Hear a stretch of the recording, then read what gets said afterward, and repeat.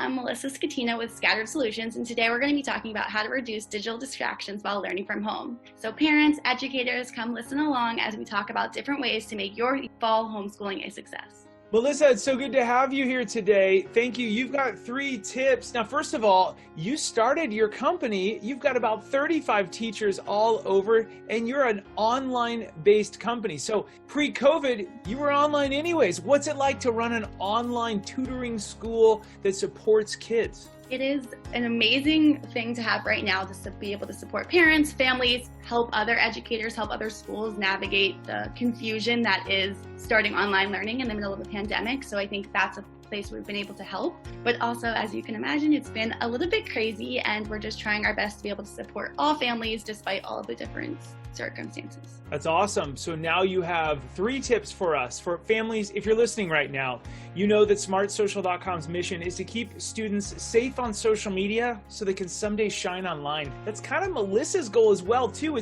We're really helping that student thrive. And with smartsocial.com, it's making sure that this device doesn't get them in trouble, but yet we use it to get to where we need to go.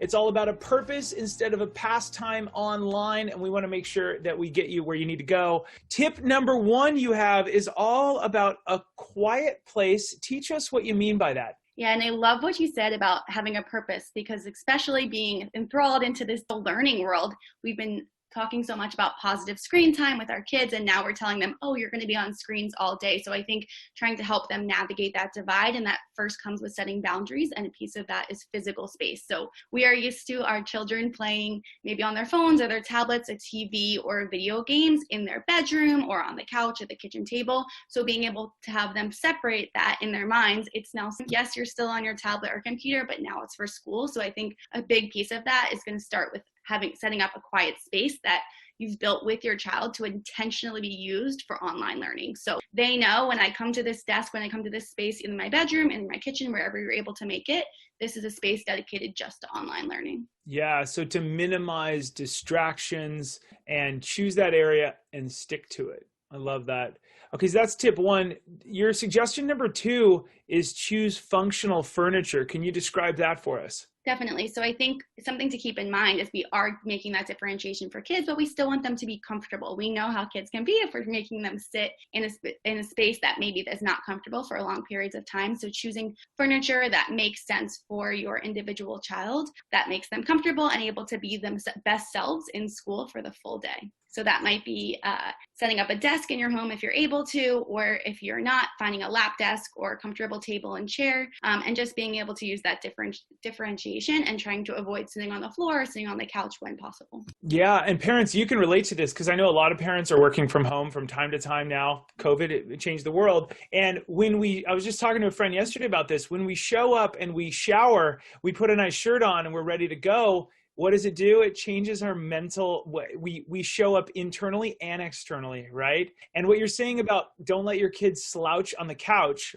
oh, that rhymed, but don't let your kids slouch on the couch, it's going to also make sure that they're sitting up straight and putting their best foot forward in a way, right? Exactly. And sometimes, a lot of times when kids are doing homework, or even adults, by the end of the day, you might end up on the bed or start working from bed or taking your first class from bed.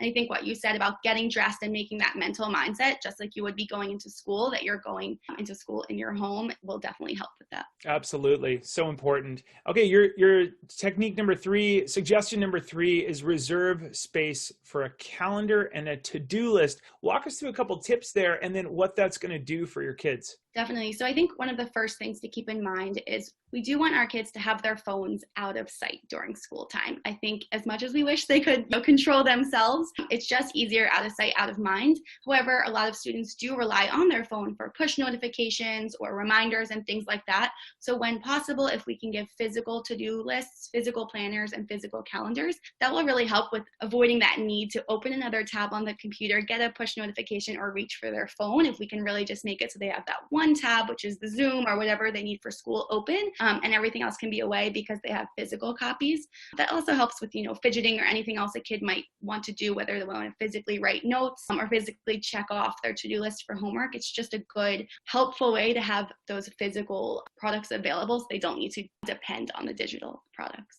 I totally agree. I've got one more nerdy tip, Melissa, that I did a while ago. So I turned off, all these little tiny red things that are on our phones. You see that? I turned them off on every single app that isn't absolutely mission critical. Parents, please talk to your kids about that. I missed a text and I missed a phone call, right? I'm always in silent mode. I happen to have a watch. I'm a nerd. So the watch vibrates me. I never have a sound. So if I have my watch on, nobody else, no other kids or anybody else is in the house is like annoyed. But parents, notice that when Melissa's talking about digital distractions, the phone, the Android and the iPhone that we all have, it uses the color red, which means danger, fire, blood, warning, and evacuate. And they use that to our disadvantage. I need to check that, right? And adults know that. They go, oh, you want to check that. So make sure there's a way to turn this off on everything. I don't have Instagram throw up that little red dot, that number. Notice that that's a digital distraction also. Whenever you can, put it on silent mode, put it in the other room, or turn it off. Make sure you talk to your kids about that. This is the world's worst pastime if it doesn't have a purpose, as we said earlier. Hey, Melissa, you're so great. Throw in one random last tip. Do you have any other? What's your suggestion? I want to give you final word on this. My final suggestion is practice makes perfect. So it might feel really silly to have your kids practice putting their video game screen off, TV off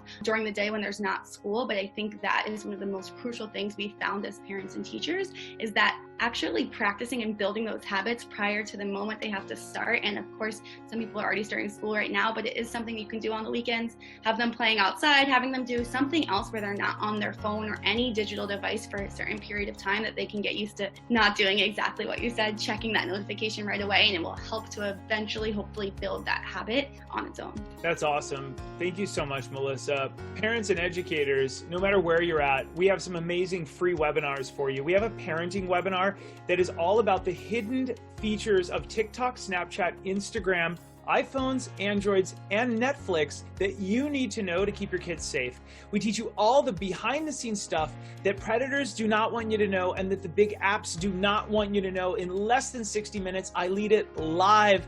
I do it once a week. Please consider joining at smartsocial.com. Educators, we've got something for you. It's amazing. It's the 7 leading indicators, the safety tips you need to know to keep your kids safe on campus and online, things you need to know about mental health, digital safety, Googling your kids, building a private portfolio, and launching a public footprint so that we can get your kids into that awesome career, internship, college, and everything else they desire. We at smartsocial.com make sure that your kids are safe on social media so they someday shine online.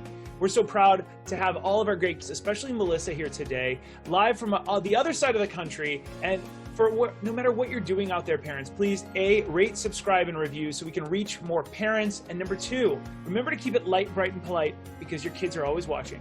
We'll see you guys on the next episode. Thanks so much, Melissa. Have a great day, everyone. Take care.